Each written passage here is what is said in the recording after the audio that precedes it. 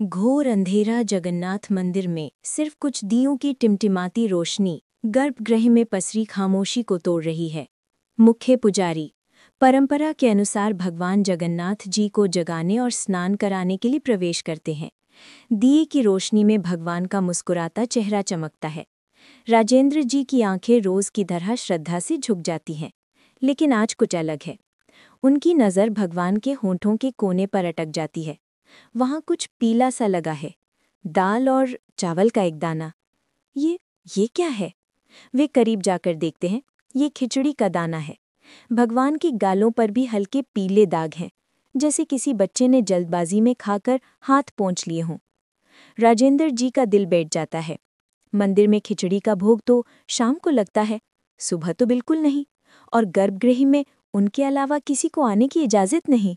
ये अपवित्रता है या कोई चमत्कार?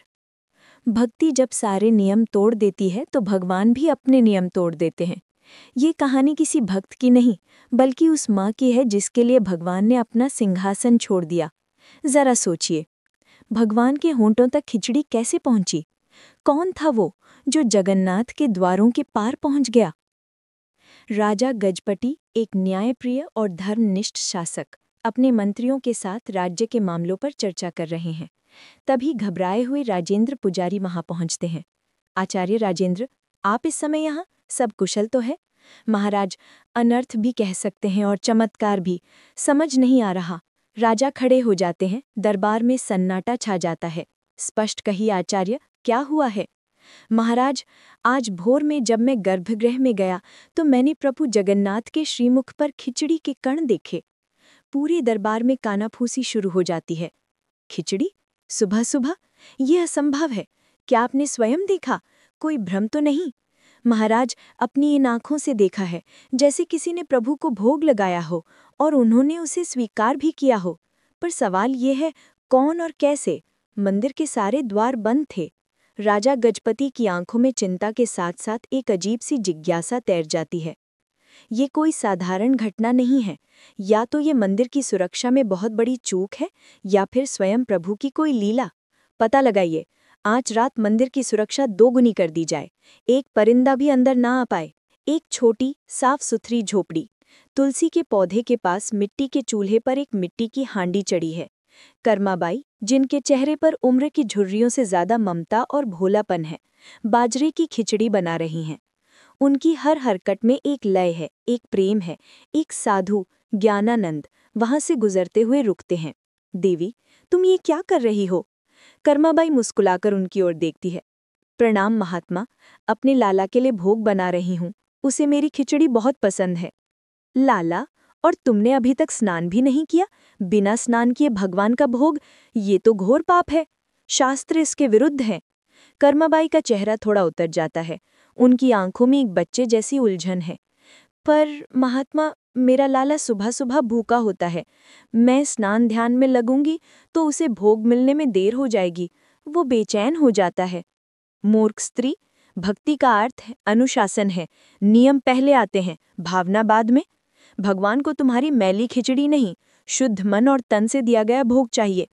कल से पहले स्नान, फिर पूजा और तब भोग बनाना, समझी? कर्माबाई चुपचाप सिर झुका लेती है। साधु ज्ञानानंद संतुष्टि के भाव से आगे बढ़ जाते हैं। तभी एक 7-8 साल का बालक दौड़ता हुआ आता है। उसकी आंखें नटखट हैं और चेहरे पर एक दिव्य चमक। माँ, माँ कर्मा, भूख लगी है, खिचड़ी बनी? हाँ मेरे बच्चे, बस बन गई, बैठ, अभी परोसती हूँ। वो बालक को खिचड़ी परोसती है। बालक बड़े चार से खाता है। माँ, आज स्वाद थोड़ा अलग है, तुम्हारी आंखों में चिमटा क्यों है? कुछ नहीं बेटा, तू बस पेट भर के खा, कल से थोड़ा इंतजार करना पड़ेगा तुझे। बालक कुछ नहीं कहता, बस एक रहस्यमय मुस्कान के साथ कर्मा को देखता रहता है। राजा गजपति स्वयं राजेंद्र पुजारी के साथ गर्भगृह में मौजूद हैं। कड़ी सुरक्षा के बावजूद आज भी वही नज़ारा है। भगवान की मूर्ति पर खिचड़ी के ताज़े दाग हैं। ये कैसे हो सकता है? मेरी पूरी सेना, मेरे सबसे भरोसेमंद लोग पहरे पर थे। महाराज, ये किसी इंसान का काम नहीं है, ये स्वयं प्रभु की इच्छा है। हे प्रभु जगन्नाथ, ये क्या लीला है? हमें मार्ग दिखाएं। कौन है वो भाग्यशाली भक्त जिसका भोग आप सारे नियमों को तोड़कर स्वीकार कर रहे हैं? राजा को क्या पता था कि जवाब एक साधारण सी कुटिया में छिपा है। जवाब छिपा था उस सवाल में जो सालों पहले राजस्थान के एक छोटे से गांव में भी पूछा गया था। क्या आपने कभी भगवान को रोते देखा है? अगर आपकी आंखें भी नम हो गई हैं तो वीडियो को लाइक करते कमेंट में सिर्फ जय जगन्नाथ मत लिखिए, बल्कि अपनी भावनाएं, अपनी प्रार्थना या जो भी कहना चाहें जगन्नाथ जी के चरणों में अपनी अर्जी रखिए। देख बेटी कर्मा, हम पुष्कर जा रहे हैं, 4-5 दिन लगेंगे। घर का और ठाकुर जी का ध्यान रखना। आप चिंता मत करो बापू, मैं सब संभाल लूंगी। और हाँ, सबसे जरूरी बात, ठाकुर जी को भोग लगाए बिना तू भी अन्न का दाना मुंह में मत डालना। जी बापू, मैं रोज अपने हाथों से भोग बनाऊंगी। माता पिता चले जाते हैं। कर्मा अगले दिन सुबह उठकर बाजरे की खिचड़ी बनाती है। एक कांसे की थाली में खिचड़ी, ऊपर से ढेर सारा घी और गुड़ डालकर वह उसे भगवान कृष्ण की छोटी सी मूर्ति के सामने रखती है। प्रभु, भोग तैयार है, मैं जरा गाय को चारा डालकर आती हूँ, आप खा लेना, भूख लगी होगी आपको। वो काम करके लौटती है, थाली वैसी की वैसी रखी है। अरे, आपने खाया नहीं? क्यों? क्या खिचड़ी अच्छी नहीं बनी या गुड़ कम रह गया? वो थाली में और गुड़ मिलाती है, फिर इंतजार करती है, कुछ नहीं होता। शाम हो जाती है। कर्मा को अब भूख भी लग रही है। उसकी आंखों में आंसू आ जाते हैं। प्रभु, आप ऐसे क्यों कर रहे हैं? आप नहीं खाएंगे तो मैं भी नहीं खाऊंगी, मैं भूखी मर जाऊंगी। बापू ने कहा था आपके बाद ही खाना है, खा लीजिए ना। उसका भोलापन, उसका हठ और उसके आंसू गर्भगृह में पत्थर की मूर्ति को भी पिघला देते हैं। एक दिव्य प्रकाश फैलता है। मूर्ति से स्वयं भगवान श्री कृष्ण एक बालक के रूप में प्रकट होते हैं। कर्मा उन्हें देखकर डरती नहीं, बस मुस्कुराती है, जैसे उसे पता था कि वो आएंगे। रोती क्यों हो कर्मा? बस पर्दा लगा दो, मैं चुपचाप भोग लगा लूंगा। अरे, इतनी सी बात थी, पहले कह देते ना प्रभु, ना आप भूखे रहते ना मैं उपवास करती। कर्मा अपनी ओढ़नी से पर्दा करके उन्हें अपने हाथ से खिचड़ी खिलाती है। भगवान पूरी थाली साफ कर देते हैं। राजा गजपति गहरी नींद में हैं। उन्हें एक स्वप्न आता है। स्वप्न में भगवान जगन्नाथ स्वयं उनके सामने खड़े हैं, पर उनका चेहरा उतरा हुआ है। प्रभु, आपने दर्शन दिए, मैं धन्य हो गया, पर आप चिंतित क्यों हैं? मुझसे कोई भूल हुई? राजा, तुम्हारी व्यवस्था बहुत अच्छी है, पर एक समस्या हो गई है। आज्ञा दें प्रभु। पुरी में मेरी एक माँ रहती है, कर्मा। वो रोज सुबह मुझे बड़े प्यार से खिचड़ी खिलाती है। मुझे उसके हाथ की खिचड़ी खाए बिना चैन नहीं मिलता। राजा हैरान है, पर किसी ज्ञानी ने उसे पूजा पाठ के चक्कर में उलझा दिया है। अब वो स्नान ध्यान करके भोग बनाती है। भूख के मारे मेरा बुरा हाल हो जाता है। जब तक भोग मिलता है तुम्हारे मंदिर का समय हो जाता है, तो मुझे जल्दी जल्दी खाकर हाथ मुंह पोंछकर यहाँ आना पड़ता है। इसीलिए मेरे मुख पर दाग रह जाते हैं। राजा गजपति की नींद टूट जाती है। वे पसीने से भीगे हुए हैं। उनके चेहरे पर आश्चर्य और भक्ति का मिला जुला भाव है। कर्मा, माँ कर्मा। राजा के सैनिक और मंत्री पूरे पुरी में कर्मा नाम की महिला को ढूंढ रहे हैं। वे कर्मा बाई की कुटिया तक पहुंचते हैं। राजा और राजेंद्र पुजारी भी वहां आते हैं। वे देखते हैं कि कर्मा बाई स्नान करके गीले बालों में जल्दी जल्दी भोग बना रही हैं। वहीं नटखट बालक बाहर बैठा इंतजार कर रहा है। माँ, जल्दी करो ना, बहुत जोर की भूख लगी है। राजा और राजेंद्र जी एक दूसरे को देखते हैं।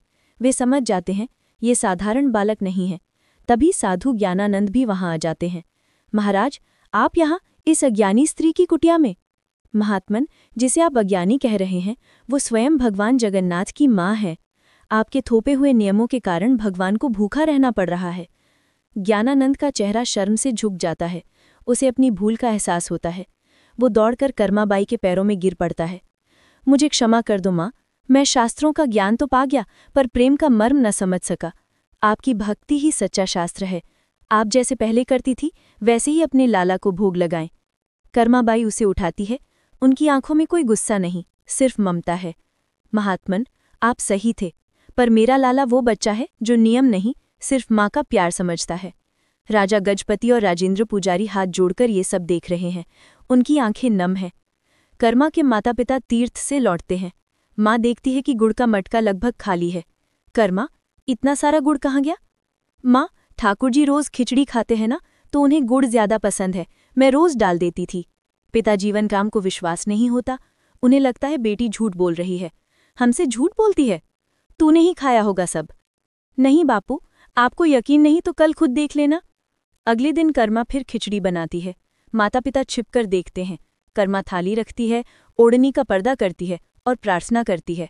वे अपनी आंखों से देखते हैं कि थाली में से खिचड़ी धीरे धीरे गायब हो रही है। वे पैरों तले जमीन खिसक जाती है। वे दौड़कर अपनी बेटी के पैरों में गिर पड़ते हैं। बेटी, हमें माफ कर दे, हम तुझे पहचान न सके। तू साक्षात भक्ति का रूप है।